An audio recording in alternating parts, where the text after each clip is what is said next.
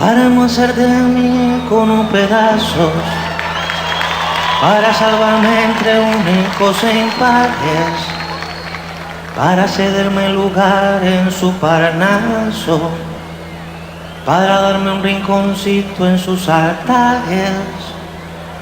Me vienen a convidar a arrepentirme, me vienen a convidar a que no pierda, me vienen a convidar a indefinirme, me vienen a convidar a tanta mierda. Yo no sé lo que es el destino, caminando fui lo que fui. Haya Dios que será divino, yo me muero como viví, yo me muero como viví, yo me muero como viví.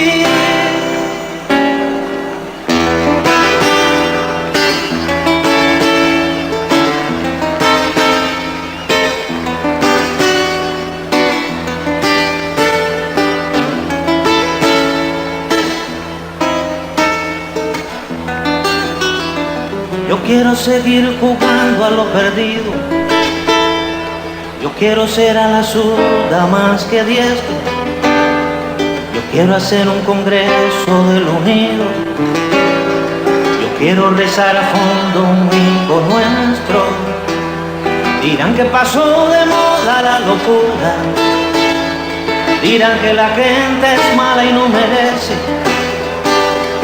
Yo partiré soñando travesuras, acaso multiplicar panes y peces. Yo no sé lo que es el destino, caminando fui lo que fui. Haya Dios que será divino, yo me muero como viví, yo me muero como viví, yo me muero como viví.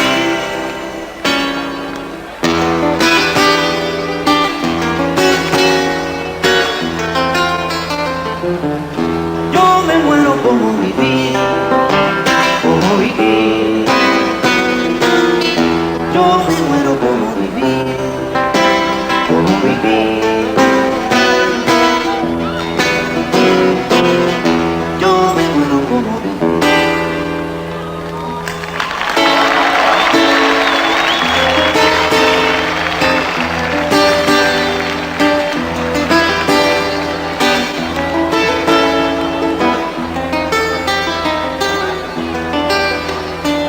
Dicen que me arrastrarán por sobre rocas cuando la revolución se venga abajo, que machacarán mis manos y mi boca, que me arrancarán los ojos y el badajo.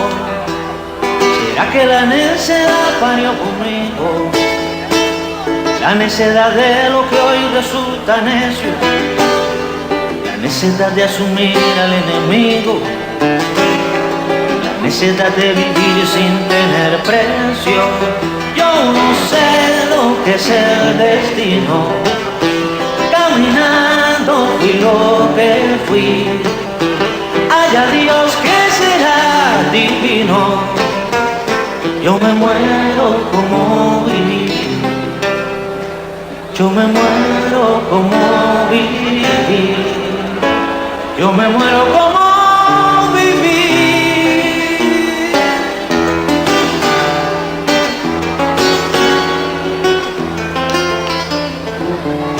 Yo me muero como viví.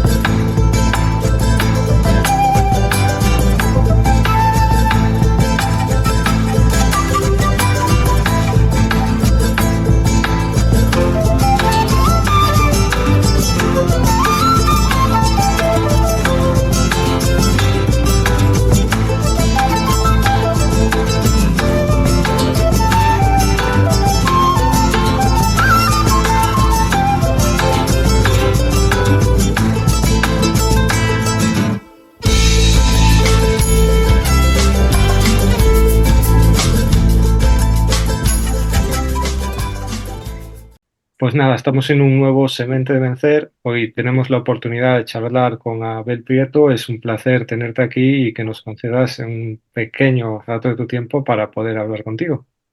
No, gracias por la invitación, Daniel. Abrazo fuerte, gracias. Y el pasado 6 de febrero se cumplían ya 62 años de la entrada en vigor del criminal bloqueo estadounidense contra la población cubana. No sé cómo ha enfrentado Cuba el bloqueo económico, comercial y financiero impuesto por los Estados Unidos durante más de 6 décadas y cuál ha sido su impacto en la construcción del socialismo en la isla y en el respaldo político a los planes iniciados en aquella revolución. Bueno, a ver, Daniel, el impacto ha sido devastador, realmente devastador, y en los últimos tiempos, a partir de la etapa esta de la pandemia, con Trump añadiéndole al bloqueo ya tradicional, digamos, más de 240 medidas nuevas, reinstalándonos en la lista esta vergonzosa de países patrocinadores del terrorismo, todavía ha hecho más daño. Es decir, eh, en el objetivo central del bloqueo siempre estuvo, Daniel, como sabes tú perfectamente, lo sabe Shema, los amigos que han luchado tanto por contra ese monstruoso bloqueo genocida y en solidaridad con Cuba, saben muy bien que el objetivo de esta política es precisamente lograr que el pueblo cubano, cansado por desgaste, por hambre, por limitaciones cotidianas, por situaciones extremas, de dificultades extremas en la supervivencia, rompa el proyecto, rompa con el proyecto, quiebre su compromiso con la dirección de la revolución, quiebre su voluntad de construir un mundo alternativo, un mundo asociado al socialismo.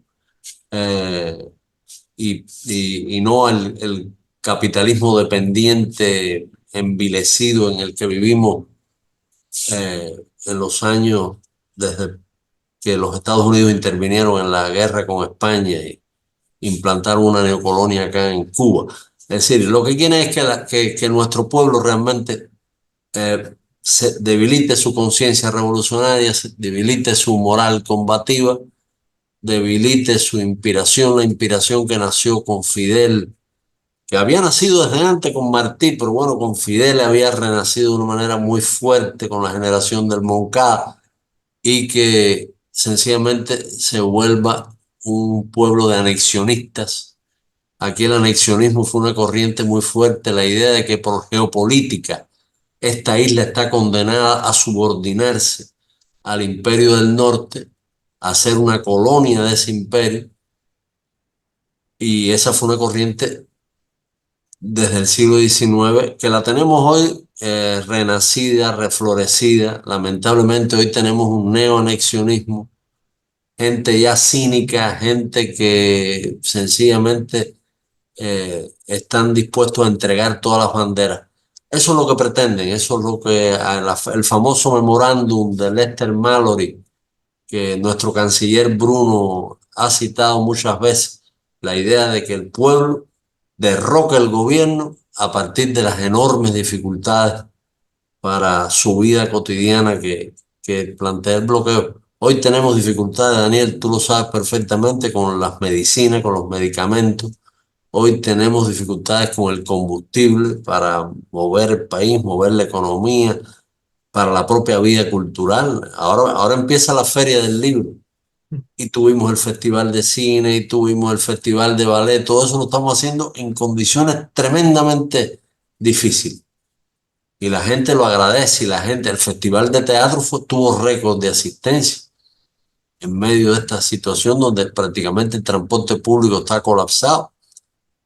Entonces, la idea es crearnos dificultades y crearnos un desgaste para el día a día que hace mucho daño a la gente, hace mucho daño el tema de la alimentación, el tema de, nosotros le llamamos la libreta de abastecimiento, cartilla de racionamiento, como se le quiera llamar.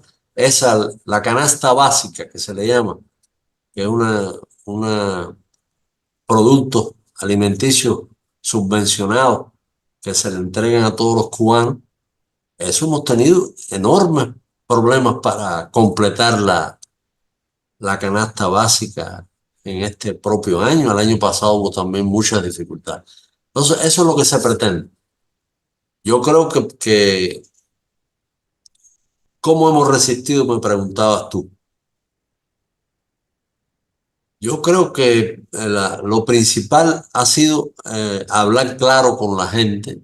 Fidel nos enseñó a hacer eso todos los días, es decir, Díaz-Canel lo hace todos los días, Raúl lo hizo también. La idea de no hacerle promesas demagógicas a la gente, sino explicarle lo que nos está planteando esta trampa imperial, lo que se proponen hacer, lo que estamos haciendo, buscando alianzas, buscando mercados, buscando opciones.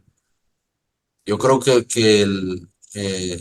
la idea de que solo con la verdad eh, podemos nosotros ganar la batalla de las ideas, como le llamaba Fidel, ha funcionado aquí. Es decir, nosotros hemos denunciado esta política desde siempre.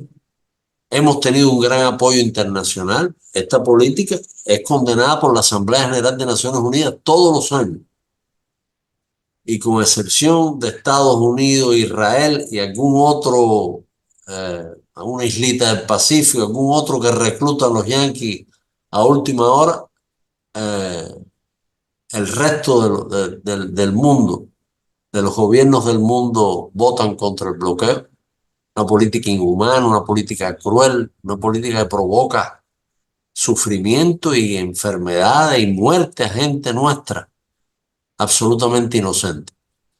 Y por otro lado, a nivel popular, ya más allá de la diplomacia y de los gobiernos, hay mucha gente en el mundo que lucha todos los días para defender el derecho del pueblo cubano a ser libre, a ser soberano, a fundar su propio camino. Yo creo que ahí el capital político de la Revolución Cubana, que ha sufrido un desgaste, eso es real, no se puede negar eso. Son demasiados años de limitación. Hemos tenido una tendencia migratoria en los últimos tiempos muy fuerte, gente joven que de pronto siente que su proyecto de vida no es posible llevarlo adelante en el país y busca otras opciones.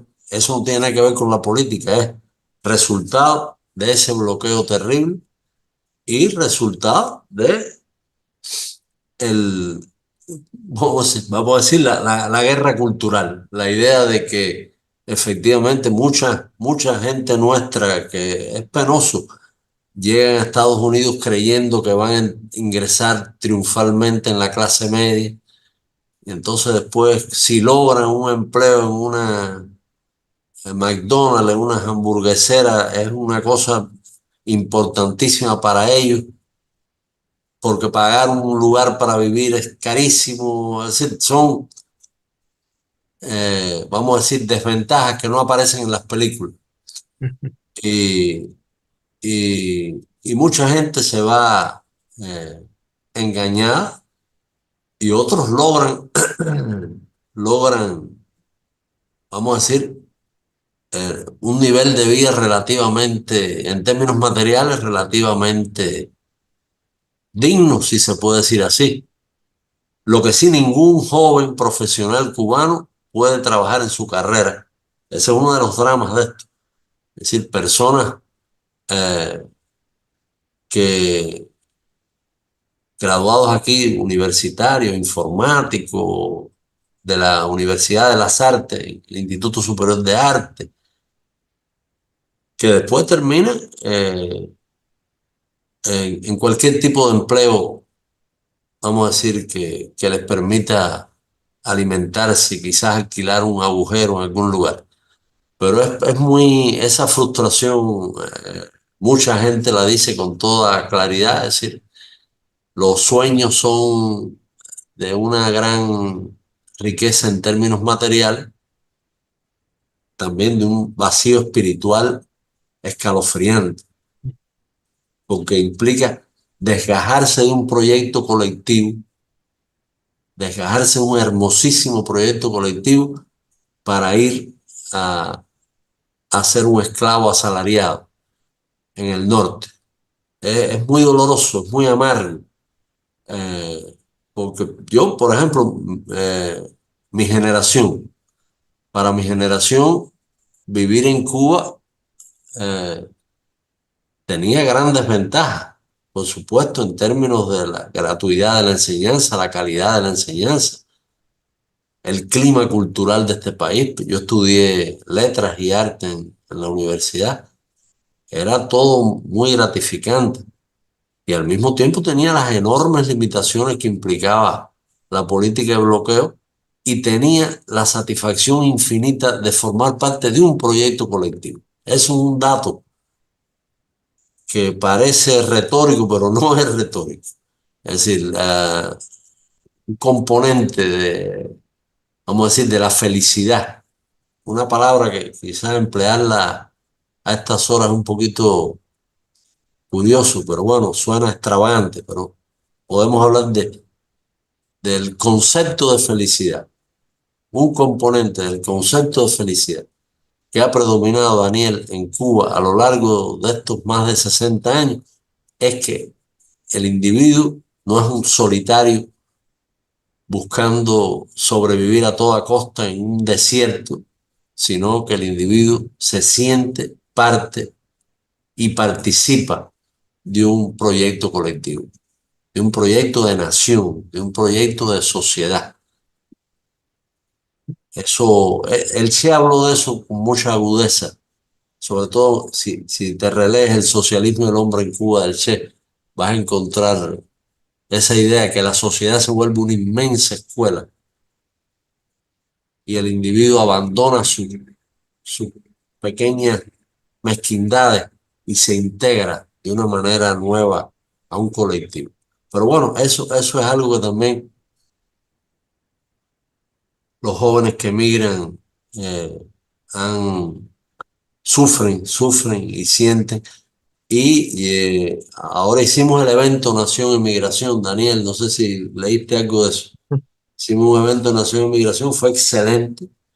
Y en ese evento que vinieron muchos emigrados cubanos que viven fuera, que no tienen nada que ver con el núcleo este fascista de Miami, eh, vinieron con una posición de ayudar, qué se puede hacer para ayudar al país, de ayudar a este país, no a un país imaginario, a este país que está intentando defender su utopía, la utopía que le han permitido diseñar y construir, que no es exactamente la que soñaron Fidel, los fundadores de esta nueva Cuba del año 59, era otra, pero bueno, la han restringido, la han contraído, la han acorralado, la han acosado.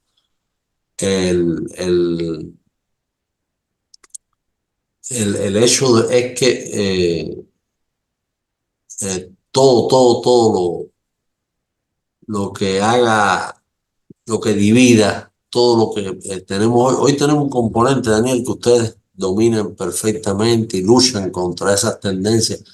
El papel de las redes sociales en la Cuba de hoy, la mentira, las llamadas fake news, las calumnias, la división, intentan dividir, intentan desmovilizar, intentan crear odio, fabricar ese odio que nunca caracterizó a nuestro pueblo, el odio nunca lo caracterizó. Este no es un pueblo que, bueno, si tú analizas, Daniel, después de 30 años de guerra contra España, 30 años de guerra sangrienta contra España, la emigración de origen gallego, bueno, de distintas regiones de España que se recibió en Cuba fue enorme. Es decir, mucha gente que habían sido soldados acá en defensa de la colonia española regresaron después de la guerra a integrarse. El papá de Fidel hizo eso, el padre de Fidel. regresaron a integrarse porque en este país no había odio contra los españoles, no lo había. Había odio contra Weyler, que hizo crímenes espantosos, contra gente específica o contra políticas, pero ese tipo de fanatismo no tiene nada que ver con este país. Y yo recuerdo cuando yo estudiaba en la universidad, eh, aquí visitaba Cuba la brigada Venceremos, que era una brigada de jóvenes estudiantes y trabajadores norteamericanos, estadounidenses, que venían a cortar caña, a intercambiar con nosotros, con los estudiantes. Y yo recuerdo que nos acercábamos a esa brigada de jóvenes norteamericanos con curiosidad, con interés, sin ningún tipo de prejuicio. Fidel decía con mucha satisfacción que uno de los pocos países donde nunca se ha quemado una bandera de los Estados Unidos es Cuba. Es decir, tampoco se creó un odio, se ha creado un odio contra, contra Estados Unidos. Y aquí hemos aprendido, a partir de Fidel, sobre todo, a diferenciar entre el pueblo y el gobierno de ese país. Acaba de estar en la Casa de las Américas la gran escritora Alice Walker, con una delegación de intelectuales, artistas estadounidenses, más de 70. Estuvieron aquí, visitaron el ICAP, el Instituto Cubano de Amistad con los Pueblos, visitaron distintos lugares de La Habana, iban a ir a Santiago, un grupo de ellos. Le dimos aquí la medalla a Aide Santa María a Alice Walker y dijo cosas hermosísimas. Alice Walker y toda esa gente que vino aquí no tiene nada que ver con esa política, nada que ver con esa política. Y eso realmente este pueblo lo ha aprendido y ha sido un pueblo tradicionalmente ajeno al odio. Ahora con las redes sociales estamos viendo cosas muy duras, amargas, a veces terribles, expresiones que no tienen nada que ver con la tradición espiritual y ética de Cuba en lo absoluto. Pero bueno, he hablado demasiado, dime tú. No, a tenor de lo que estás diciendo, una pequeña anécdota personal que sí que he vivido en alguna de mis visitas a Cuba, con la proliferación de las redes sociales, se ha intentado instaurar una forma de injerencismo que es la de imponer un relato único, incluso ficticio, diría, de lo que son las sociedades occidentales, estas supuestas democracias burguesas.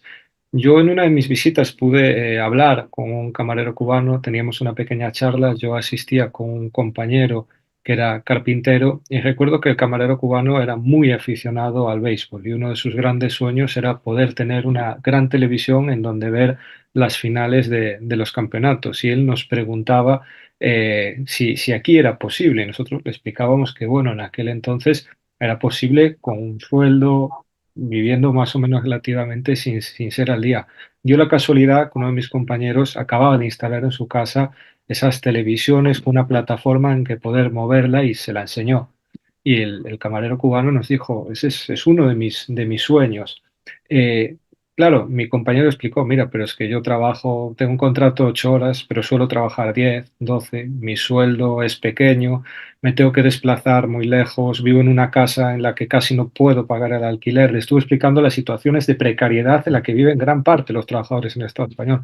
Y recuerdo la respuesta de ese camarero cubano que nos miró y nos dijo, ¿y si yo no tengo tiempo? ¿Para qué quiero una televisión? Me decía, prefiero ir al malecón, ver el mar o pasear por Cuba.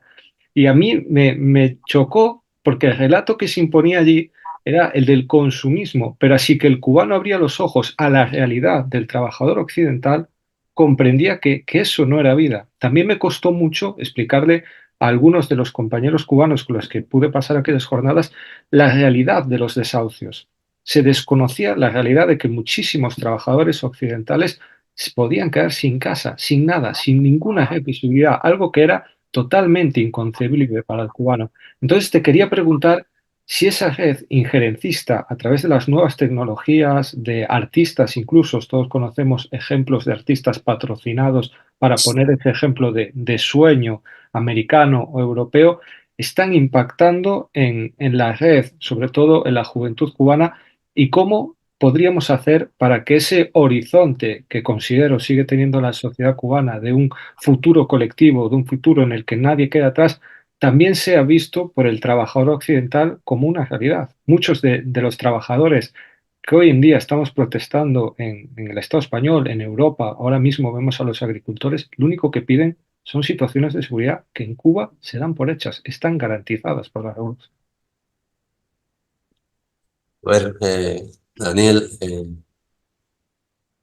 uno de los problemas que tenemos, fíjate, estaba yo pensando en esa anécdota que me cuenta del camarero que quería tener un gran televisor para ver las grandes ligas del béisbol. Eh, mm, Tiene mucho que ver con que muchos de los derechos que ha disfrutado ese camarero y que ha disfrutado cualquier trabajador, cualquier persona en Cuba, el derecho a la salud gratis, el derecho a la educación gratuita desde el preescolar hasta la universidad. Eso, por ejemplo, tú le dices eso a un estudiante norteamericano, estadounidense que sale endeudado. Cuando logra graduarse, sale con una deuda que tiene que pagar por años, ya después como profesional. Esa, esa gratuidad de la enseñanza, de la educación, esa gratuidad de la salud pública, son derechos que ya, vamos a decir, llevan tanto tiempo instalados como derechos adquiridos que ya la gente no los ve como algo realmente meritorio y relevante. Ese es uno de los problemas que tenemos, Daniel. La idea de que todo eso, vamos a decir, ya me fue otorgado antes de que yo tuviera memoria y sencillamente no tengo por qué, vamos a decir, destacarlo como algo valioso, algo importante. Ese es uno de los temas. Y, y por supuesto, esos derechos, la propaganda sobre Cuba los niega. Nada, no se dan buenas noticias sobre Cuba.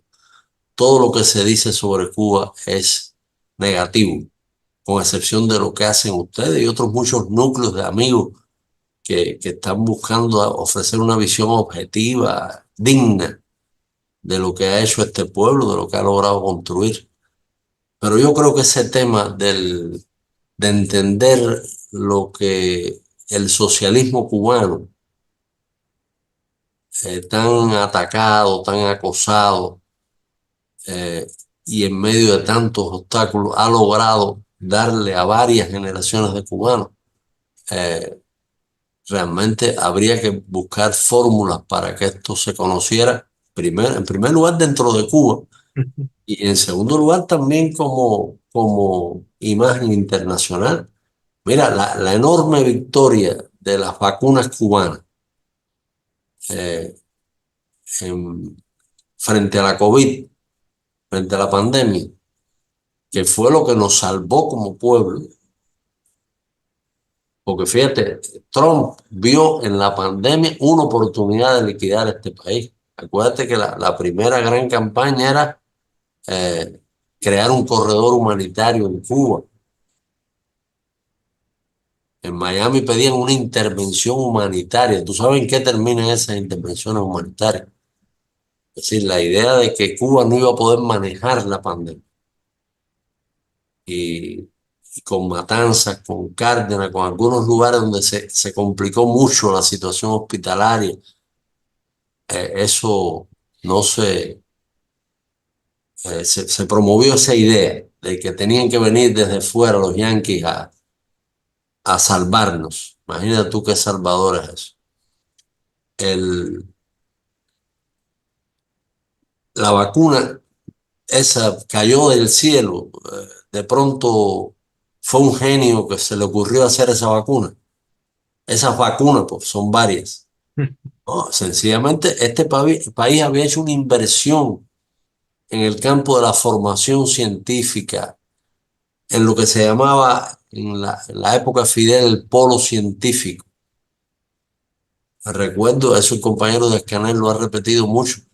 Fidel, en medio de aquel periodo especial de los años 90 del siglo pasado, cuando había una crisis tremenda, se había derrumbado el socialismo en Europa, se había desintegrado la Unión Soviética y sin embargo Fidel preservaba recursos para ese polo científico, que se mantuvieran las investigaciones asociadas a la creación de medicamentos, de vacunas nuevas.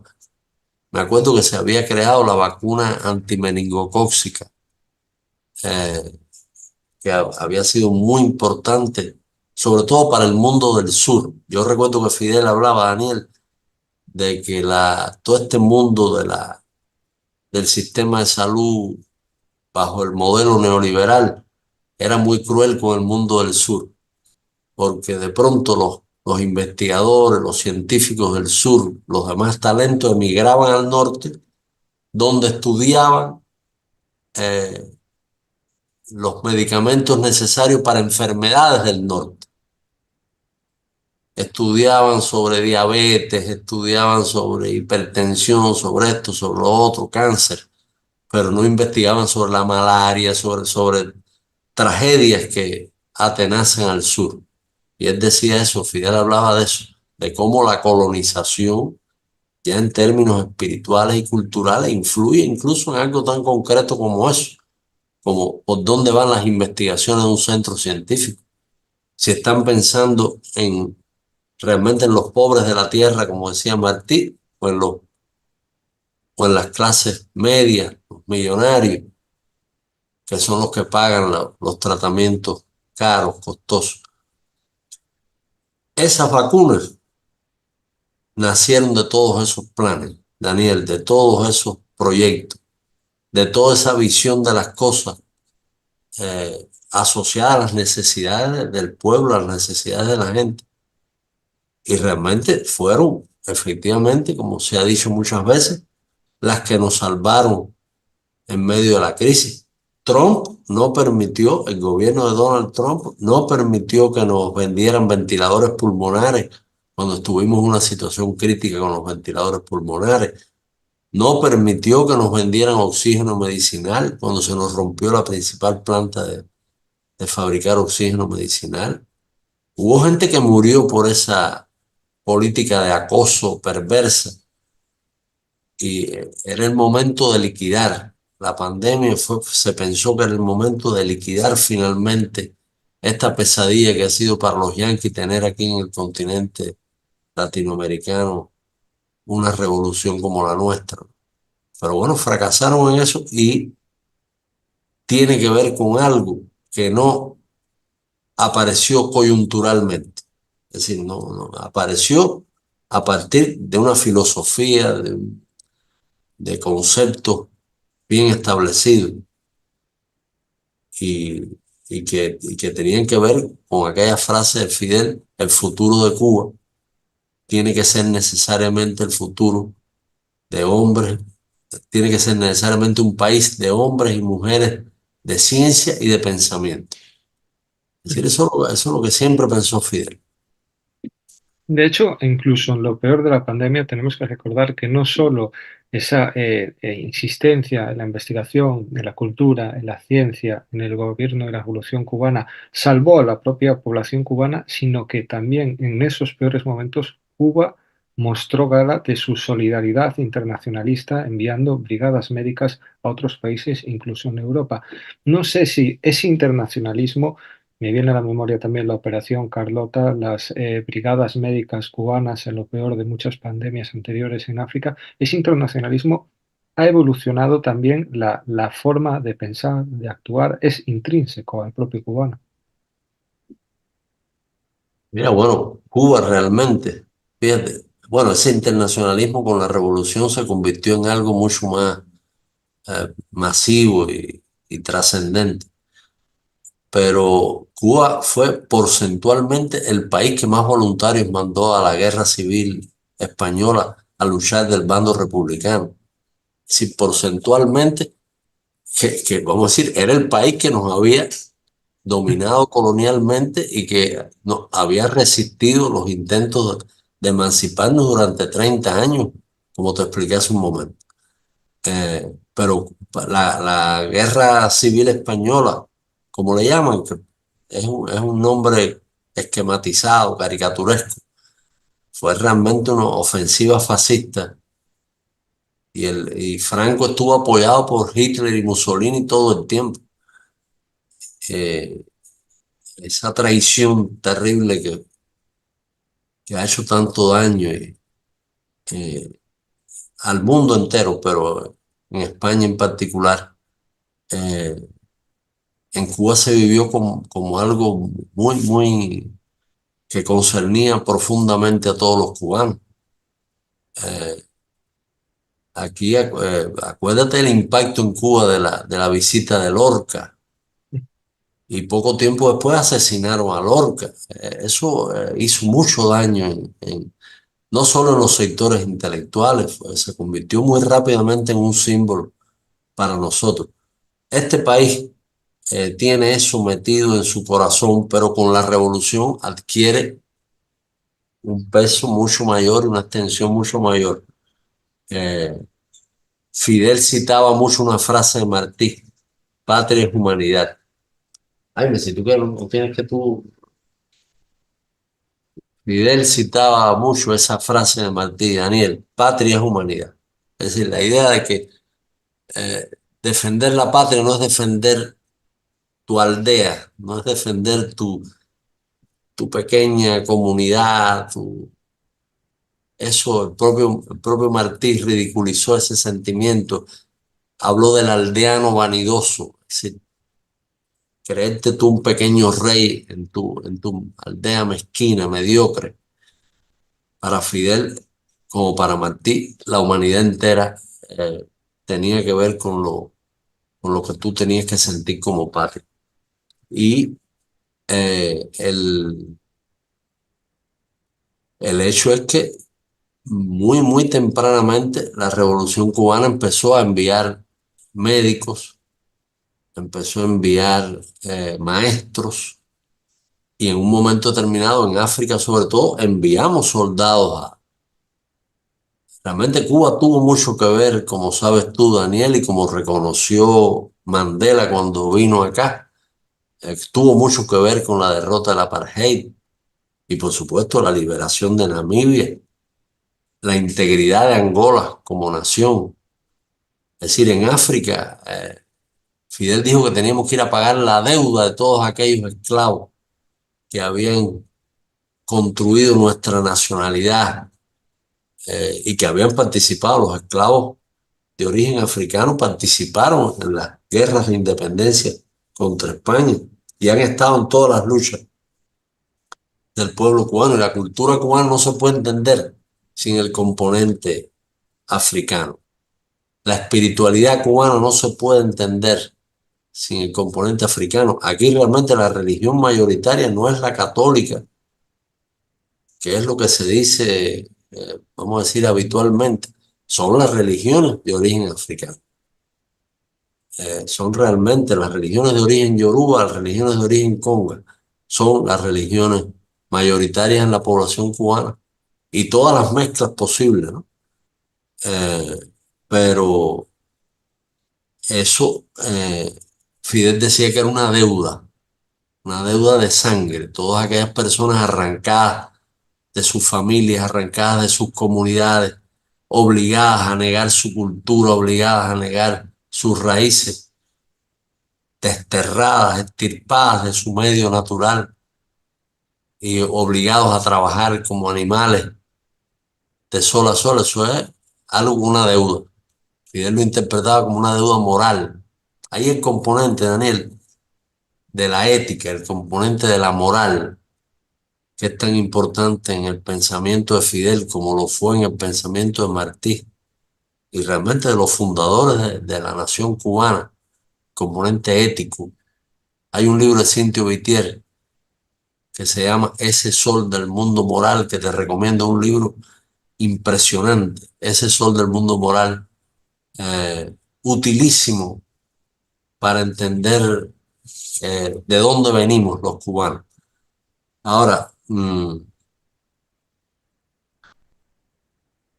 Por otro lado, aunque las campañas, como tú sabes también perfectamente, Daniel, como alguien que nos ha defendido en todo momento, las campañas han tratado de quitarle legitimidad a ese internacionalismo. Han dicho que los médicos cubanos, que como tú decías, han estado incluso en Europa ayudando en el tema de la pandemia, son, vamos a decir, son mano de obra esclava, algo así, trata de personas, no sé cómo le llaman. Han tratado de denigrar la nobleza de ese empeño. Oye, los médicos cubanos fueron los que enfrentaron el cólera en África y una enfermedad desconocida en Cuba, peligrosísima, y fueron los que enfrentaron. Y un libro de Ubieta, Enrique Ubieta, un investigador nuestro que es muy bueno sobre el tema del cólera, los médicos cubanos frente al cólera.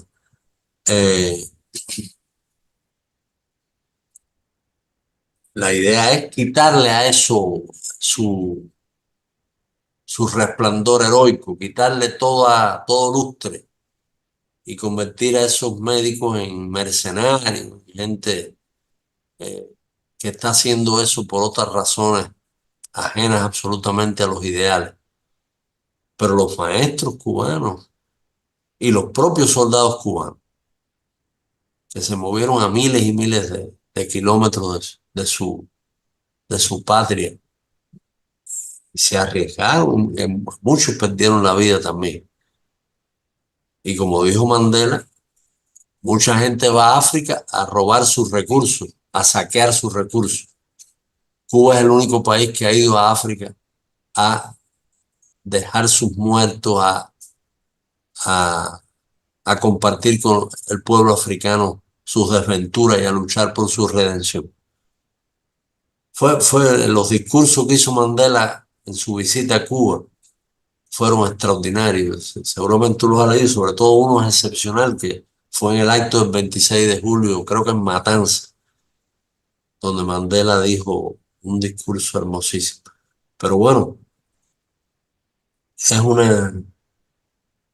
de lo que estamos orgullosos, a pesar de las campañas, a pesar de los intentos bueno, nos presentaron en África como satélites, que íbamos como tropas al servicio de los soviéticos.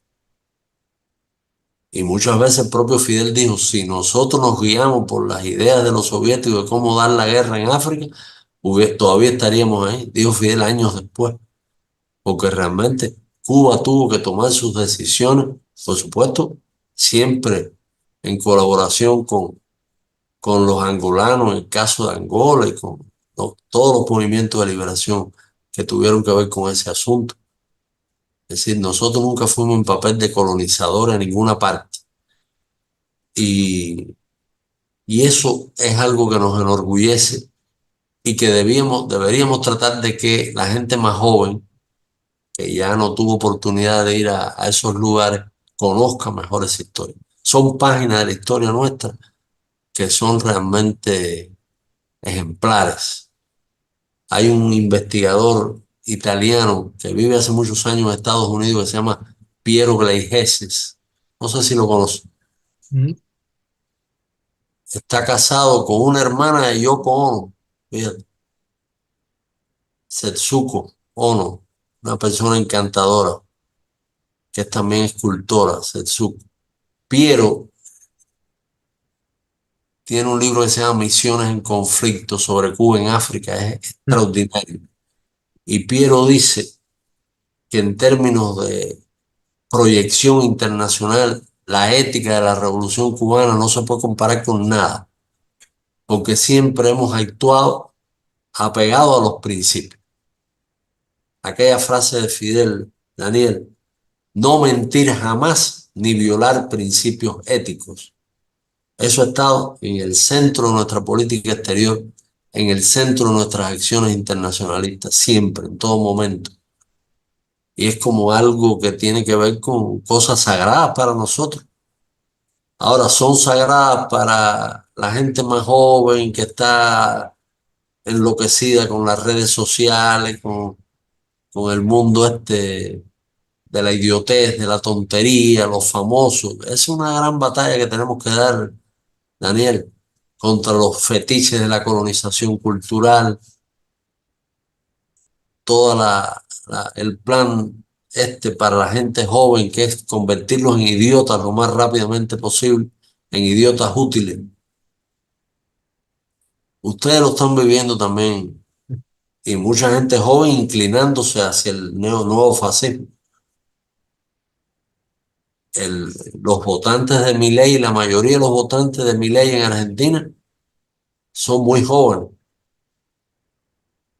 y se acercaron a este tipo de demagogia feroz, neoliberal, por la vía de las redes sociales. Pero bueno, perdóname, no quiero irme de Precisamente incidiendo en este tema, no sé si consideras que también existe como un doble ritmo a día de hoy en el mundo. Estamos viendo como quizá ese pabellón defendido por Cuba, muchas veces en solitario, tú hacías mención a que se decía que Cuba era un satélite de la Unión Soviética, pero una vez derribado el muro, Cuba siguió defendiendo esa relación sur-sur durante mucho tiempo. Hace poco incluso repasaba muchos de los discursos de Fidel Castro y eran muy proféticos en este sentido, adelantaba muchas de las cosas que todavía a día de hoy estamos viviendo o incluso se están comenzando a dibujar. En este sentido vemos cómo nace un mundo multipolar que si bien ya están haciendo, quizá ya es irrevocable. El viejo mundo no termina de nacer, pero el nuevo ya está aquí y cada vez golpeando más fuerte con nuevas dinámicas. Y aquí vemos como muchas poblaciones del sur global siguen teniendo presente esa ética que defendía Fidel Castro, que defendía Cuba. Podemos poner el ejemplo de Níger, el ejemplo de Sáhara, de muchas poblaciones que siguen teniendo unos valores firmes, muy jóvenes esas poblaciones, y sin embargo vemos un norte cada vez más precisamente desnortado, en el que a la población le cuesta mucho Aragua. ver un horizonte emancipador. No sé si consideras que este mundo naciente será capaz de revertir esa idiotización general de la población y cómo se sitúa Cuba en esta nueva realidad, en este nuevo mundo.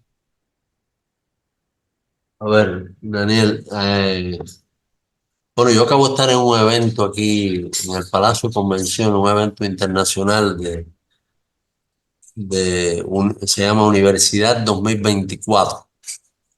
Vinieron más de 400 profesores, decanos, rectores, gente del mundo universitario,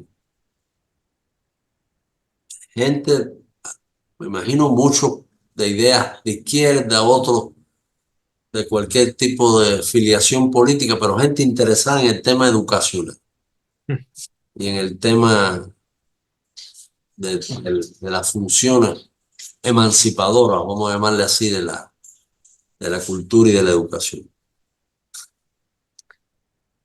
Y todos tienen una preocupación similar.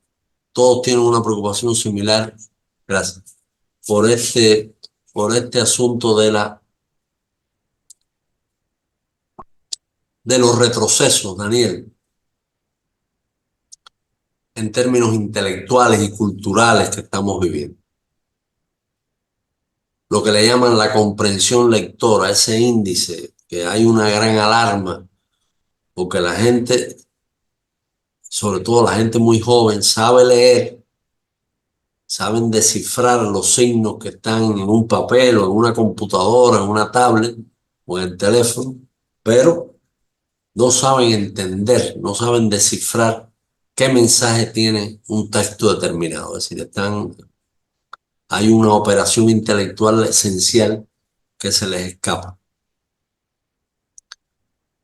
Yo creo que el principal, lo que está intentando hacer Cuba, lo hicimos ahora, fue conmigo Jaime Gómez Triana, el vicepresidente, una compañera, una pedagoga muy prestigiosa, Silvia Navarro.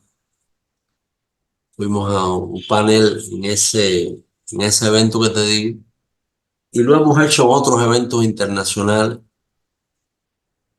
Hubo un evento en Argentina hace más de un año organizado por el Ministerio de Cultura, que ya Milei lo desapareció, por el brillante ministro de Cultura que tenía entonces Argentina, el cineasta Tristan Bauer. Era un evento sobre este tema también, cómo enfrentar de conjunto, coordinadamente, toda esta ofensiva colonizadora en el campo de la cultura, que incluye ese retroceso en términos intelectuales que decían. Lo vimos también en Venezuela en un evento sobre Chávez y el campo cultural. Lo vieron los ministros de Cultura en un evento en México organizado con la UNESCO. Es decir, esta es una preocupación que no es solo de la izquierda, Daniel. Esta es una preocupación de la gente que quisiera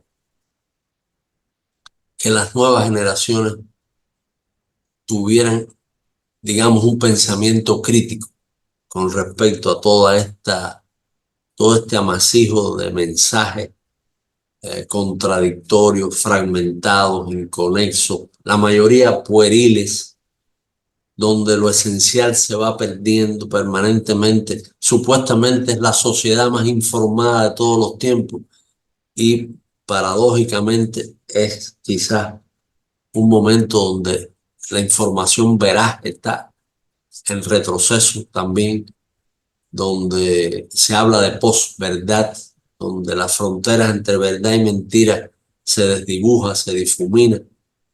Es decir, es un momento. Ignacio Ramonet habla de un nuevo medievalismo, una nueva edad media. Es como si estuviéramos de nuevo adentrándonos en un momento de irracionalidad. Yo lo que creo que es muy importante, Daniel, crear conciencia sobre esto y forjar alianzas y promover un pensamiento crítico sobre todo este mundo de la comunicación, donde comunicación y propaganda se mezclan de manera burda, donde al mismo tiempo la tendencia es a que la gente no piense en el pasado, liquidar la memoria, no mires atrás y tampoco mires al futuro. Aprovecha el momento, aprovecha el presente, un presentismo frívolo, un presentismo idiotizante, es muy trágico porque es idiotizante. Yo he citado muchas veces, Daniel, un artículo de Alessandro Barico, el gran escritor italiano, un artículo de hace muchos años, donde él hablaba de que la gente surfeaba sobre la información, que no se profundizaba, se surfeaba. La gente iba por sobre la superficie de las noticias sin entenderlas a fondo y sin interesarse por entenderlas, que es lo peor. Y yo creo que esto lo aprovecha el nuevo fascismo. Esto lo aprovecha todo el aparato de dominación del mundo hoy. Hablar de democracia en estas condiciones es un chiste macabro. Los votantes son conducidos de un lado a otro. Cualquier demagogo de pronto atrapa a una masa de votantes que están como aletargados. Yo creo que es un momento donde las personas de izquierda en primer lugar y las personas honestas, las personas que no quieren que el mundo caiga en manos de un nuevo fascismo irreversible, la gente que quiere salvar a los pobres, a la gente desvalida, la gente que no quiere que el neoliberalismo se vuelva a imponer a nivel mundial. Tú hablabas de los discursos de Fidel, Daniel. Fidel dijo cosas tremendas en el año 1992, cuando la cumbre iberoamericana cuando quisieron presentar a Fidel ahí, bueno, se había derrumbado el socialismo en la Unión Soviética, en el mundo de Europa, el socialismo de aquellos años se había derrumbado y, vamos a decir, había llegado el fin de la historia, el famoso hallazgo de Fukuyama. La historia había llegado a su final, habían terminado las utopías, habían terminado los sueños, habían terminado los, los proyectos solidarios y ya iba a reinar para siempre el modelo neoliberal. El mercado era el que iba a poner orden en el mundo, el Estado no tenía que meterse en temas económicos, el Estado tenía que ocuparse de la represión de la gente si por casualidad se rebelaba ante un modelo asfixiante. Y Fidel hizo un discurso en aquella cumbre iberoamericana impresionante, donde dijo que si aceptábamos el libre flujo de capitales, que era uno de los dogmas, o es uno de los dogmas neoliberales, es decir, que las corporaciones puedan llevar y traer sus capitales para colocarlos ahí donde la inversión sea más ventajosa. Fidel decía, bueno, si aceptamos ese libre flujo de capitales, hay que aceptar el libre flujo de personas, dijo Fidel. Así que la gente pueda ir allí donde se está generando riqueza, ahí donde hay empleo, ahí donde hay desarrollo. Y dijo que el flujo migratorio del norte hacia el sur se iba a hacer absolutamente incontrolable. Es algo que estamos viendo hoy de manera permanente. Y además dijo que, que el, que el mundo se iba a hacer ingobernable. Ahora, si tú le echas un vistazo a lo que está pasando en Gaza, en Palestina, lo que está haciendo Israel ahí con la complicidad de los Estados Unidos y de otros aliados de la OTAN, tú te das cuenta que sí, sencillamente es un mundo ingobernable, donde además todo lo que decía Iván Karamazov, Daniel, una frase tremenda de los hermanos Karamazov de Dostoyevsky, todo está permitido. En este mundo está permitido que asesinen niños, está permitido que se haga un genocidio ante los ojos de la humanidad. Naciones Unidas no puede hacer nada. Si eres antisionista o si estás contra el genocidio, te acusan de antisemita. Es una locura, un mundo ingobernable. Fue lo que así lo bautizó Fidel, año 1992. Y realmente tenía toda la razón, la vida le ha dado la razón. Pero bueno, yo creo que el tema es cómo crear un frente común en defensa de la cultura y en contra de la barbarie, en defensa de la paz y en contra de la guerra. Fidel decía que si 1% mínimo del dinero que se emplea en fabricar armas sofisticadas se empleara en solucionar los problemas del sur, muchos de esos problemas y los problemas del cambio climático, es otro de los grandes temas, que Fidel lo mencionó con mucha fuerza también en ese discurso. Y ese año 92 fue la Cumbre de la Tierra en Brasil, donde Fidel habló de la extinción del ser humano como una posibilidad real. Yo creo que habría que crear un frente. Ese es un tema para la Red en Defensa de la Humanidad que se creó en el 2003 frente a aquel fascismo de Bush hijo, antes de la guerra de Irak. Acuérdate de aquel momento. Bueno, tú eres muy joven, pero seguro estás informado de aquella coyuntura pavorosa, porque era verdaderamente eh, muy trágico aquella etapa que se abría con el pretexto del atentado contra las Torres Gemelas y la guerra global contra el terrorismo que proclamó George Bush hijo. En este sentido, desde esa guerra que se llamó en Occidente de las civilizaciones, pero con muchas otras excusas, también lo hemos vivido con la guerra contra las drogas, ahora mismo la guerra contra grupos de crimen organizado, continuamente existe una intención de que unas poblaciones teman a otras. Tú siempre has sido un firme soldado del arte y de las ideas. Yo te preguntaría, ¿cómo puede contribuir esto a fomentar la paz, pero también a conocernos mejor? Decía Ernesto Guevara de la Serna que cualquier revolucionario tiene que sentir la justicia que se vierte contra otro pueblo como si fuera propia.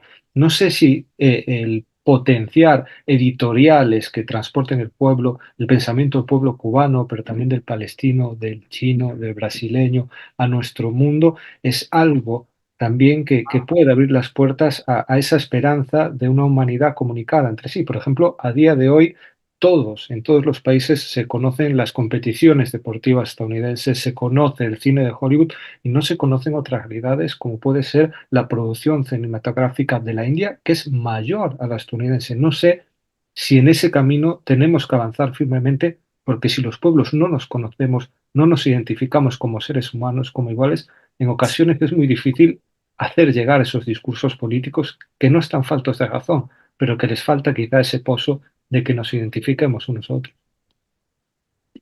Mira, Daniel, estás diciendo algo muy importante, porque todo esto, el nuevo fascismo y el viejo fascismo también, se nutren de los estereotipos. Esta crisis cultural que vivimos hoy está poblada, sobrepoblada, superpoblada de estereotipos. Hoy la gente, en lugar de conocer la cultura de otros países, de otros pueblos, conoce los estereotipos que le da Hollywood, que le da la industria esta del entretenimiento. Y en esos estereotipos siempre hay un componente racista, siempre hay un componente peyorativo, de subestimación, siempre hay un componente arrogante de la, vamos a decir, la alta cultura del dominador, folclorizando la, las culturas menores, como si las culturas tuvieran que ver con el dinero, con el tamaño de un país. Yo creo que la cultura pudiera hacer mucho y tenemos que hacer todo lo posible por difundirla. Usar las nuevas tecnologías, Daniel.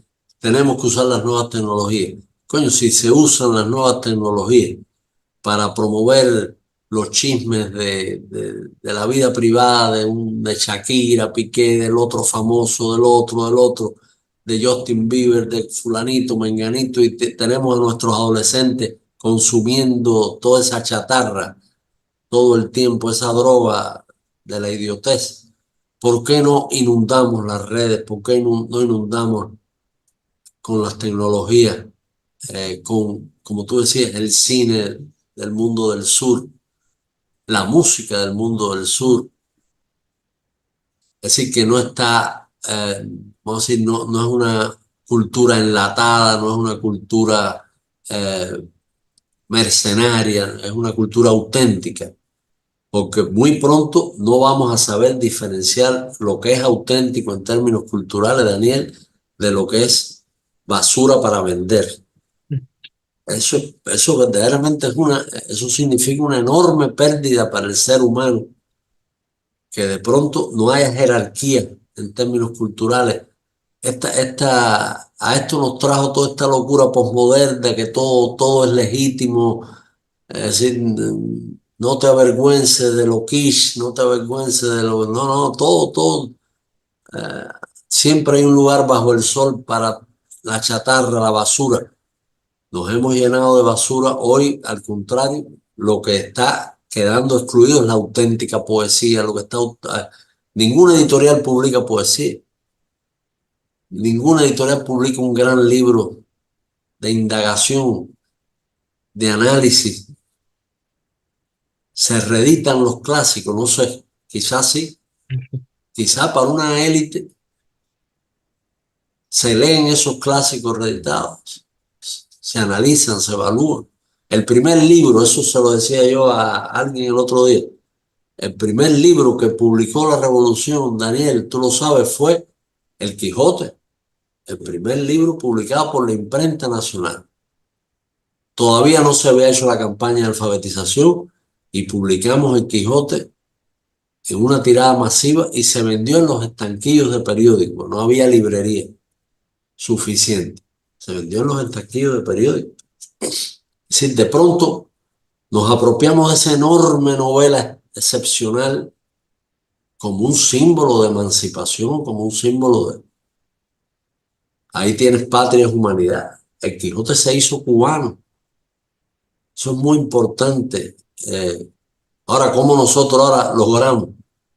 Alguien me decía, ahora se me olvidó quién me lo decía, que el Quijote, mucha gente lo que hace es ver un dibujo animado español con la historia del Quijote. Bueno, la historia de un tipo loco que se va con un gordo Sancho, un burro, un caballo, y tropieza con unos molinos. Es decir, la anécdota de eso, que no tiene nada que ver con lo esencial del legado de Cervantes. Y, y cómo hacemos eso, cómo defendemos al Quijote hoy frente a bachilleres, frente al cura, aquel terrible censor, cómo lo defendemos de los nuevos censores, porque los van anulándolo todo. El gran patrimonio que ha ido acumulando la humanidad está siendo acorralado, esquinado, y es una batalla que tiene que ver con la cultura y tiene que ver con las utopías, tiene que ver con el horizonte de los seres humanos, con las esperanzas, con una vida que no sea pensar solo en el dinero. Porque uno de los temas que hoy, y está en el fenómeno migratorio este que te contaba, la idea de colocar el dinero en el centro del sentido de la vida de la gente, colocar eso en el centro. Eso es lo que tiene que ver con la felicidad, es tener dinero. Yo recuerdo un profesor, John Illescas, hizo un libro que lo publicamos en Cuba que se llama La dictadura del videoclip. No sé si lo conoces. Sí. A mí me apasionó ese libro. Entre las cosas que dice Illescas en ese libro es que los jóvenes negros norteamericanos, estadounidenses, ya sus líderes, sus fetiches, sus símbolos, no son Martin Luther King, ni Malcolm X, ni Angela Davis, son los raperos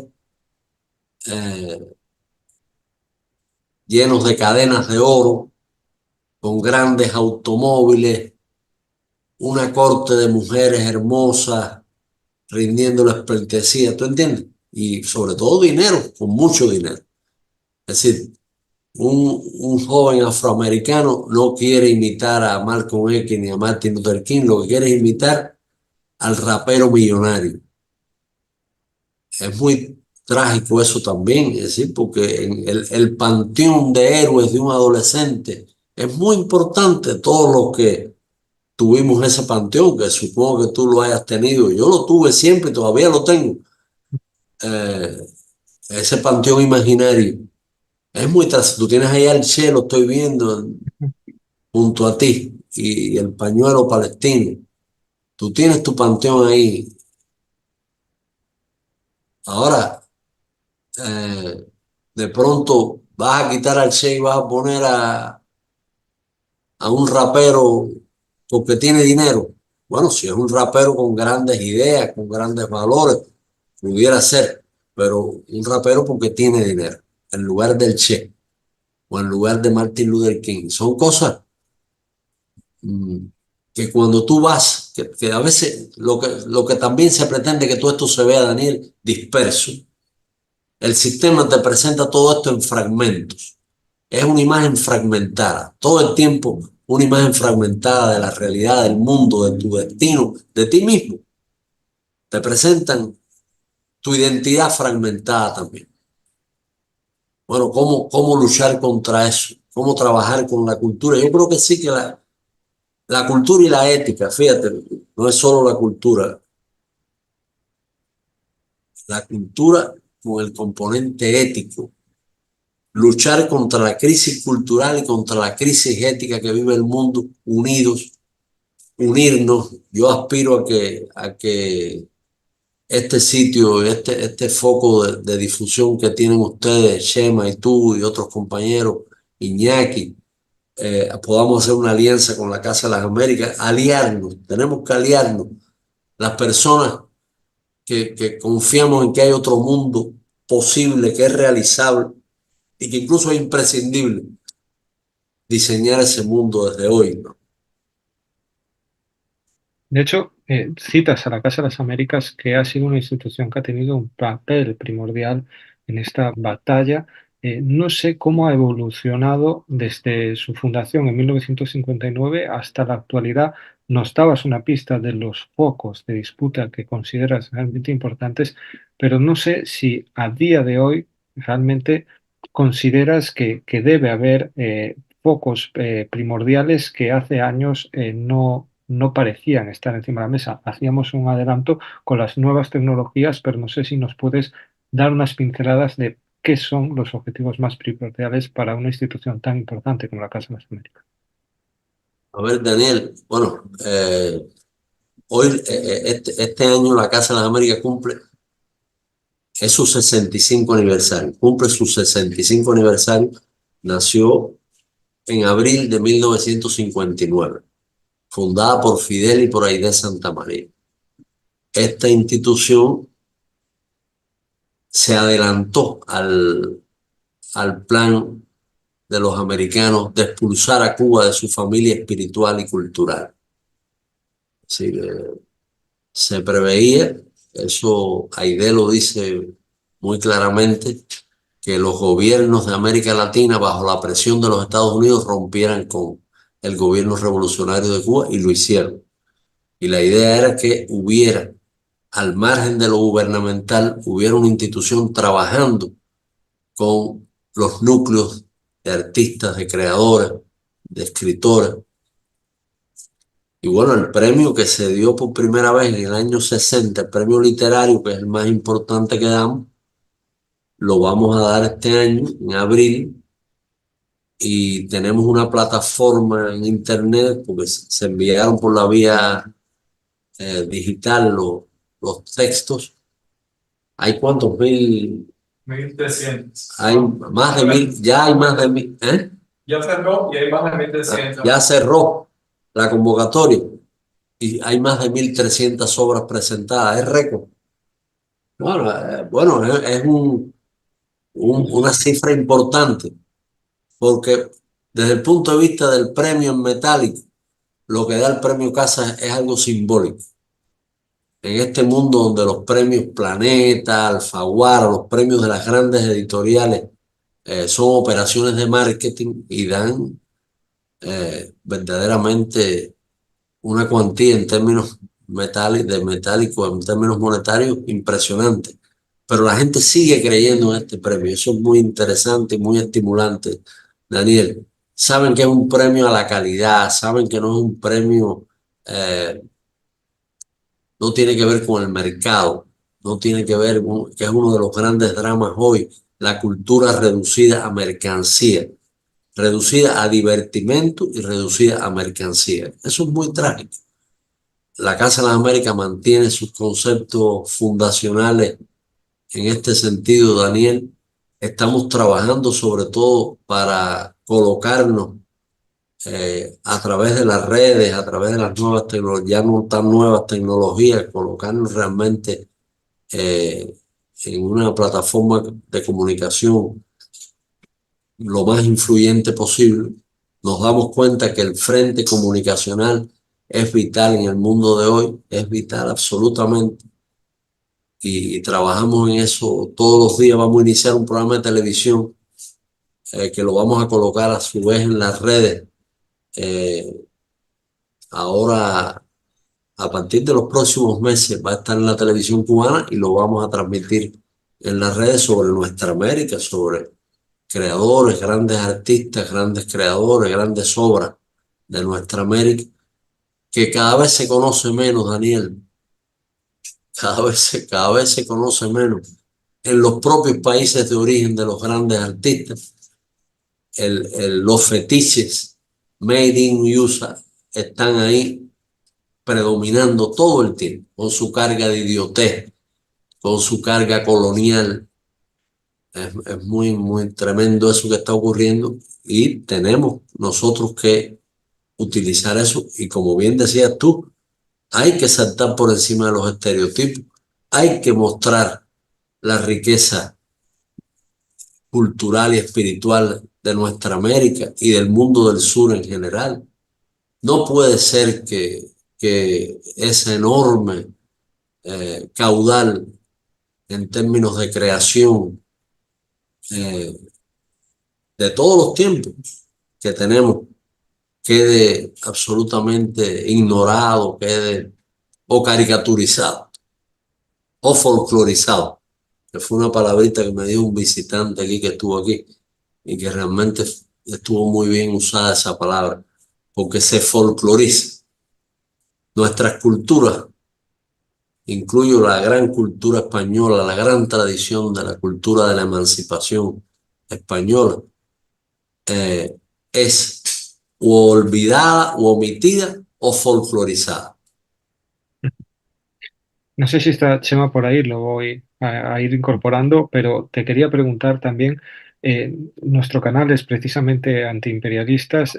Yo como parte de Galiza, de un pueblo que a día de hoy consideramos todavía colonizado, en el que nuestro idioma, nuestra cultura lucha mucho por poder proyectarse al mundo, creo que una forma de lucha a día de hoy, o quizá la principal forma de lucha política, pero también cultural, es la de recuperación de nuestra propia soberanía y ahí también juega un papel muy duro. Tú señalabas que todos esos fetiches de Hollywood o de los Grammy o de todas esas cosmovisiones implantadas por el imperio están haciendo desaparecer nuestras propias culturas, que son un legado de nuestros propios pueblos, son una forma de entender el mundo. No sé si consideras que esa lucha resulta vital, la de recuperar la propia soberanía para también poder ser antiimperialistas y solidarios con... Por supuesto, Daniel, por supuesto. Todo pasa por conquistar la soberanía. La soberanía en términos políticos, en términos institucionales, pero en términos espirituales. Hoy el mundo no es soberano. Hoy el mundo está bajo el dominio de estas grandes corporaciones que además te hacen la trampa. Mucha gente te dice que hoy un joven puede hacerse su propio menú cultural. Es decir, que puede tener en su móvil la música que le gusta, el cine que le gusta, los libros que disfruta. Entonces, vamos a decir, hay un supuesto ejercicio de libertad en ese menú, que realmente el joven cree que él lo está eligiendo, pero que realmente ya las corporaciones construyeron el gusto que lo llevó a esa elección. ¿Comprende? Es una verdadera jugada muy, muy, muy, muy compleja de enfrentar. Y lo principal es ganar ese pensamiento crítico, consolidar esa mirada crítica, que sería otro de los empeños que tenemos que ponernos por delante. No sé, ahora que ya está Chema por aquí, sé que Ajá. tenemos un pequeño proyecto con la Casa de las Américas, Tertulias en Cuarentena, y yo os preguntaría una doble pregunta. Podéis empezar, el que lo considere más oportuno, que es ¿qué espera las Casas de las Américas en esta colaboración con Tertulias en Cuarentena, con antiimperialistas? Y le preguntaría también a Chema qué espera de esta colaboración con la Casa de las Américas y por qué es tan importante comenzar esta batalla de las ideas, esta lucha por la cultura y por la recuperación de la soberanía, que al final no solo es de la cultura, sino también del propio pensamiento, por un pueblo como el cubano, que bueno, yo tengo mi propia respuesta y seguramente para todos los que nos escuchan es muy obvio, pero creo que es importante que Chema también nos responda a esta pregunta. Bueno, yo voy a decir agradecido primero de que me invites, Dani, a hacer ese aporte ahora, porque además creo que es importante y necesario, pero yo simplemente me siento una herramienta. yo y todo el canal, incluido tú, nos sentimos una herramienta al servicio de antiimperialismo y somos además eh, periodismo y lucha de clases, militancia, como dice Camilo Taufik en ese ejercicio de periodismo realmente libre, que es el de periodismo militante por la lucha por la soberanía de los pueblos, soberanía en la cultura, soberanía en la información. Y el hecho de que esta institución que fundan Fidel y Haidé sea una avanzadilla, una vanguardia que pretende precisamente lograr mantener esa soberanía sobre la cultura y que nosotros podamos dar cualquier aporte, para mí es simplemente una especie de regalo, una batalla, un reto, una forma de aportar además al faro que es para nosotros Cuba, ¿no? Cuba es patria, es humanidad, pero es que todo el mundo hemos visto en Cuba ese faro de dignidad, de soberanía mantenida contra viento y marea, ¿no? Yo, en el momento en que conversando con Abel ahí en Cuba, me participa de la posibilidad y yo simplemente dije, estoy convencido de que algo podemos hacer porque la gente que estamos detrás del proyecto de Tertulias en Cuarentena, antiimperialistas.com, es gente que no se ha rendido nunca y que siempre ha estado en el lado correcto de la historia, apoyando siempre indefectiblemente a todo el eje antiimperialista en nuestra América y a Cuba fundamentalmente. Entonces, pues bueno, pues yo lo que espero es poder cumplir cualquier expectativa, por pequeña que sea o por pequeña que parezca, para un momento, porque creo que no está. Es posible que ¿No? ¿Ha se haya caído? da la sensación de que ha caído la señal. A ver si hay posibilidad de que vuelvan. A ver Vale, si- pues no, yo ya me estaba liando, ha venido el corte este, que ha venido bien, para que para que yo condense un poquito más la respuesta. No, básicamente eso, una oportunidad para nosotros de demostrar a Cuba o devolverle a Cuba en la medida que podamos como herramienta de comunicación lo mucho que nos da, nos inspira, nos empuja es ser un soldado más de la revolución. La revolución cubana es una revolución de todos los pueblos. La revolución cubana es una revolución para toda la humanidad y, por tanto, nosotros tenemos que estar a la orden. Eso por un lado. Por otro lado, gustosísimamente. Por otro lado, todo el canal, todos los compañeros, Seiso y todos los demás miembros del Polígono, Iñaki y demás gente, estamos entusiasmados con la idea de poder aportar directamente a la Casa de las Américas, que para nosotros es también un símbolo, ¿no? Solamente eso y espero simplemente que Abel, como comandante, nos dé instrucciones para obedecerle. Aquí me incorporo yo como un soldado que tiene que aprender mucho de ustedes, Chema. De verdad, gracias por tu disposición. Que bueno, desde que conversamos en el evento de Presa Latina de Operación Verdad, me pusiste a pensar.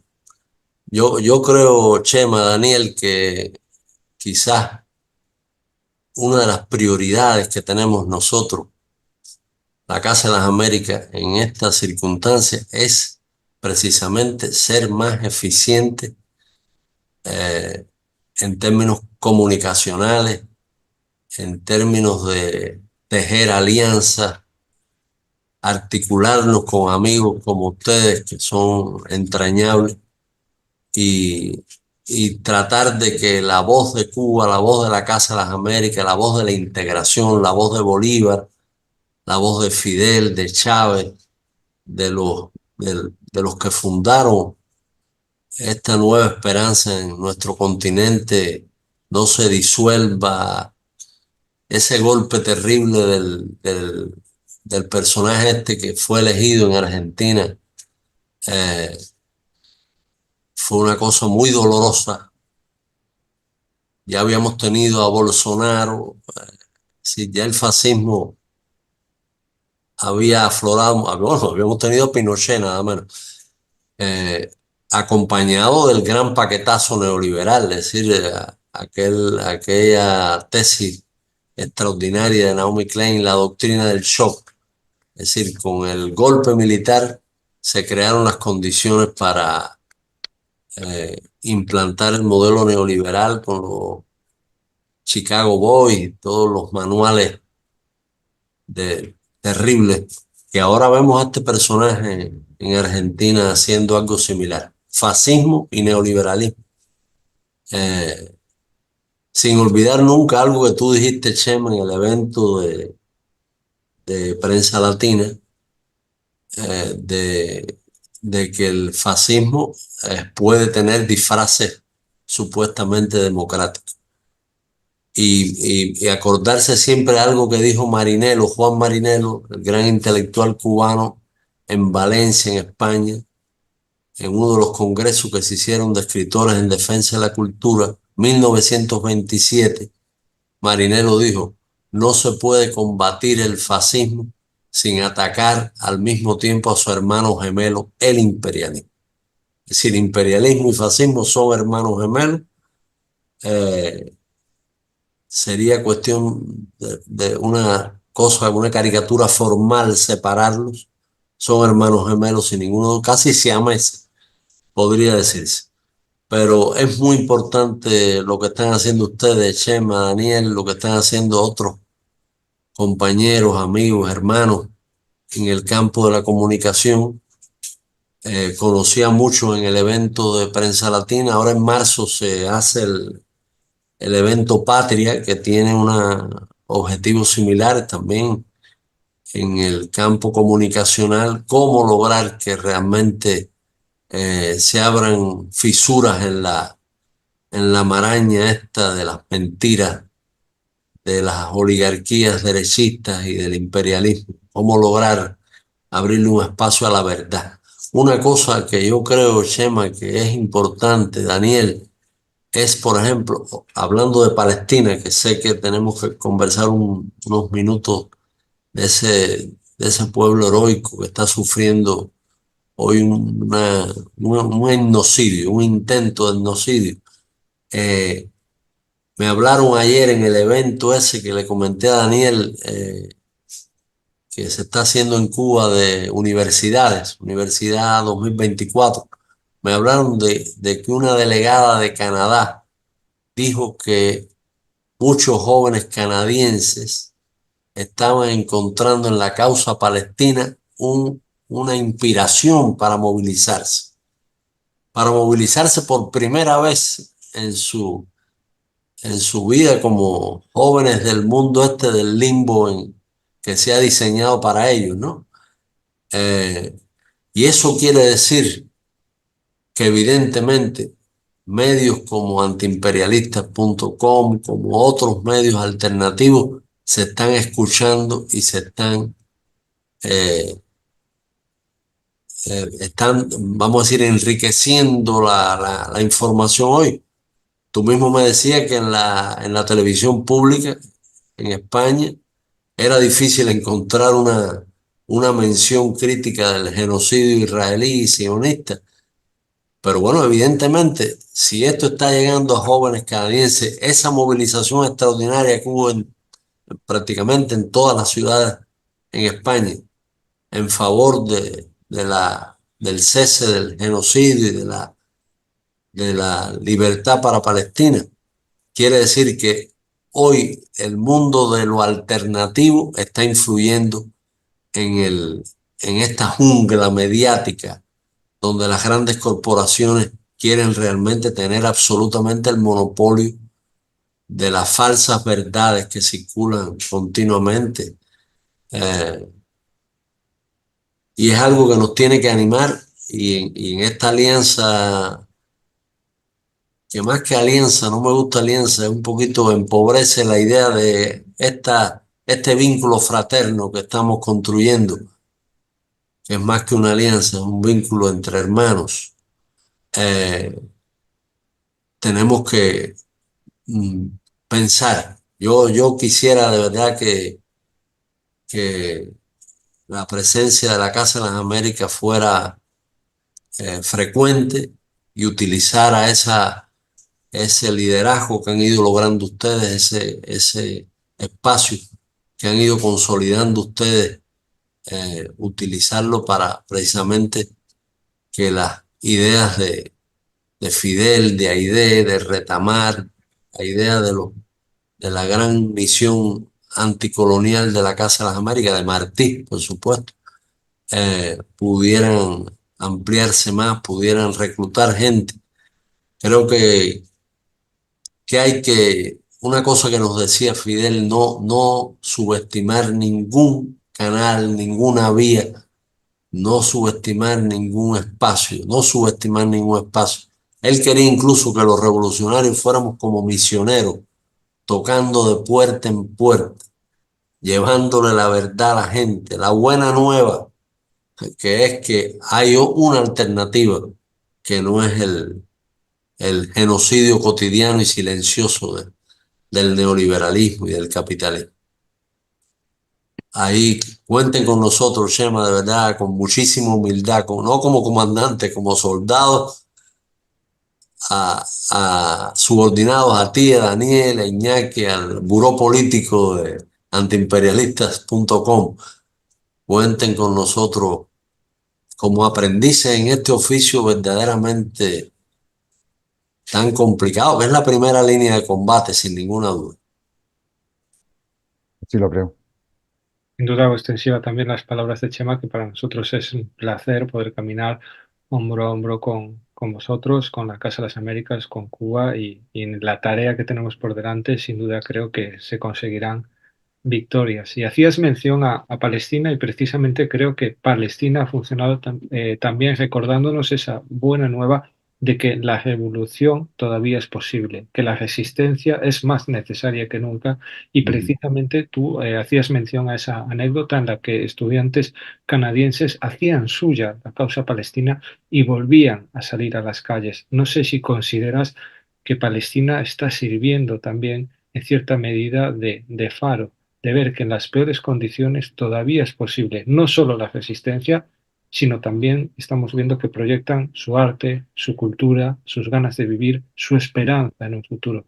No sé si el resto del mundo, los artistas, los intelectuales, pero también los trabajadores en las universidades, necesitamos hacer nuestra también esa lucha y esa esperanza que está más viva que nunca en Palestina.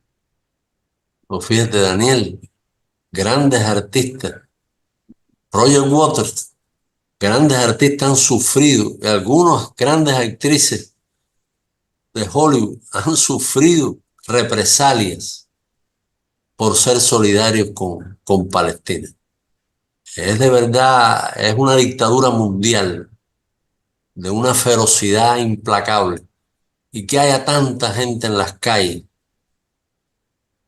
Nosotros somos muy cercanos a Manolo de los Santos de The People Forum. Ustedes seguramente tienen contacto con él, es un tipo extraordinario, formidable. Cuando Díaz-Canel estuvo allá en Nueva York, estuvo en la sede de People Forum y tuvo un encuentro hermosísimo. Son gente muy solidaria con Cuba y que han hecho de la causa palestina algo central. Ellos han logrado movilizar a mucha gente en Nueva York, a mucha gente en los Estados Unidos. Están haciendo un trabajo verdaderamente admirable, eh, como lo ha estado haciendo Manu Pineda, que ahora viene a Cuba, va a estar en el evento de revistas teóricas aquí, me acaba de escribir por WhatsApp. Ha hecho un trabajo admirable promoviendo una mirada dura, crítica, contra todo tipo de complicidad hacia esta masacre cotidiana. Yo creo que efectivamente tú tienes razón, Daniel, sí es un símbolo hoy de que se puede resistir, de que es posible en las circunstancias más difíciles imaginables, en las condiciones peores, en las condiciones más atroces, se puede levantar una bandera de resistencia. Acuérdate el papel que tuvo Vietnam en los años 60. Vietnam construyó un imaginario en mi generación. El, el- el- Toda aquella generación de pacifistas, de gente contra la maquinaria de guerra, una figura como John Lennon, a quien yo admiro tanto, fue muy importante esa guerra, esa causa. Eh, Palestina está como, eh, como Vietnam en su momento sirviendo de símbolo de resistencia, de símbolo de la capacidad de los pueblos para decir no a la barbarie, no al genocidio, no a la injusticia, a la arbitrariedad. La gente incluso, gracias a esta terrible matanza, está aprendiendo la historia de cómo se formó el Estado de Israel, de cómo se creó este conflicto que no empezó ahora, porque uno de los objetivos de la maquinaria mediática que ustedes combaten, Shema, Daniel, es que la gente nunca entienda los procesos, darle la historia por fragmentos, por flashes, siempre desconectado. Y hoy la gente está conectando cosas y entendiendo mejor la terrible injusticia que se ha cometido contra el pueblo palestino. Hay que darle efectivamente la posibilidad de crear un Estado palestino y de construir una sociedad a la medida de sus necesidades, de sus intereses. Es muy, muy duro ese momento y nuestra solidaridad siempre. Como saben ustedes, aquí el presidente y primer secretario nuestro, Díaz-Canel, permanentemente está expresándose en solidaridad con Palestina. Te mencioné, Daniel, tú seguramente lo escuchaste, Shema, que estuvo aquí Alice Walker, la gran escritora afroamericana y que le pusimos la medalla ahí de Santa María aquí en la Casa de las Américas. Pues bien, ese acto, ella estuvo con este pañuelo, el símbolo de Palestina en sus hombros, y había otros compañeros de la delegación estadounidense que estuvieron con ese símbolo. Eso me conmovió. Tú te das cuenta de que cuando hay dignidad, hay un instinto que une todo. Es decir, tú dirías que, bueno, ¿qué relación puede tener la Casa de las Américas, ID, con lo que está pasando en Palestina? Sí, todo se une porque todo forma parte de la lucha global contra el fascismo y su hermano gemelo, el imperialismo, sin ninguna duda. Un abrazo fuerte y gracias por invitarme a estar con ustedes acá. Sin duda ha sido un placer, Abel. Sabes que esta es tu casa totalmente abierta cuando quieras. Lo digo con más razón que nunca porque tengo aquí a Chema para respaldarlo. Y de verdad que un placer y despedir esta entrevista con esa solidaridad, con esa ternura a los pueblos que une a Palestina, que une la historia con Vietnam, que une a Sí. Cuba y que une también esa cultura afroamericana. Al final creo que el mundo viejo se resiste a irse, pero el mundo nuevo está con fuerza y sin duda alguna se impondrá ese mundo de solidaridad, de amor y de respeto de unos pueblos a otros. Un abrazo fuerte. Un abrazo fuerte desde Antiperiodistas Tertulias con Detenir, desde Semente de Vencer, que Semente de Vencer se crió en Galiza para Cuba con Fidel, creo, ¿eh? Tenemos ahí la unión. Aparte de aquí cerquita, es el pueblo del padre Fidel. Abrazo, hermano. Abrazo Abrazo. grande, abrazo. Estamos en contacto para todo. Ok.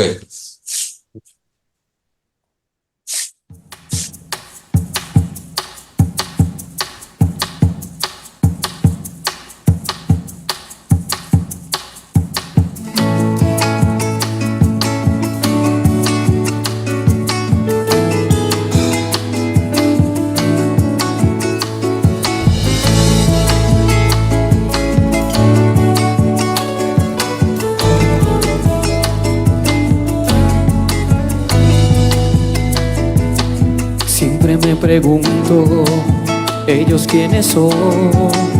Los que simplemente odian sin tener razón. Porque soy del pueblo, porque pueblo soy, porque yo sí tengo bien clarito a dónde voy. ¿Y quiénes son ellos?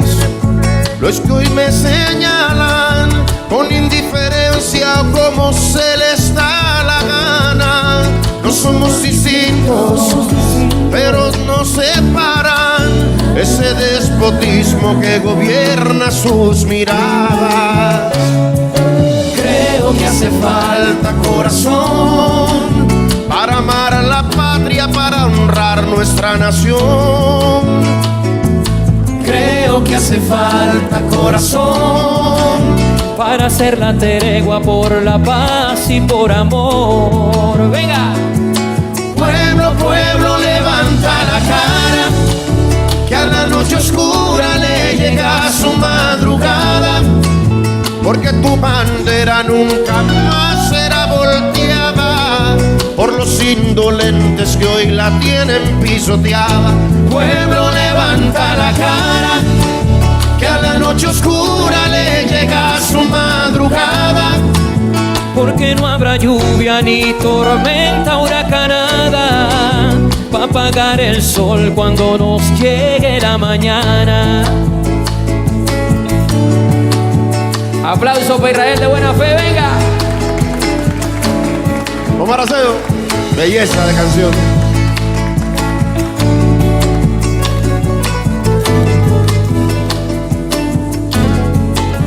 Tuvimos un sueño, Fue la libertad la que a nuestro pueblo le dio la capacidad de ser soberano para decidir por qué, dónde, cuándo y cómo es que quiere vivir.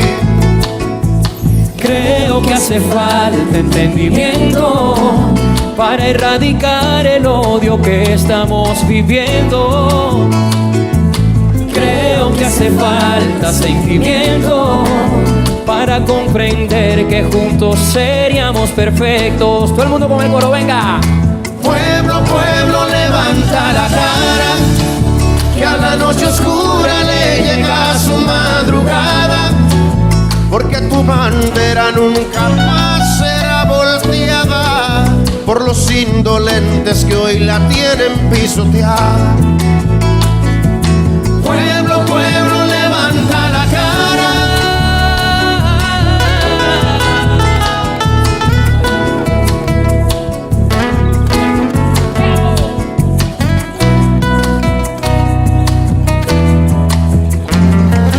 Pueblo, pueblo, levanta la cara, que a la noche oscura le llega su madrugada, Porque tu bandera nunca más será volteada por los indolentes que hoy la tienen pisoteada. pueblo, pueblo, levanta la cara, que a la noche oscura le llega su madrugada, porque no habrá lluvia ni tormenta huracanada para apagar el sol cuando nos llegue la mañana.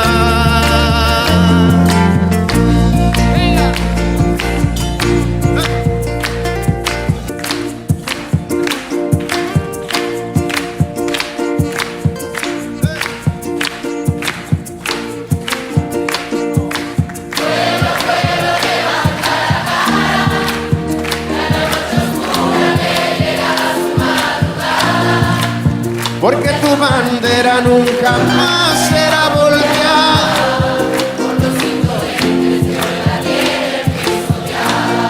¿Cómo es?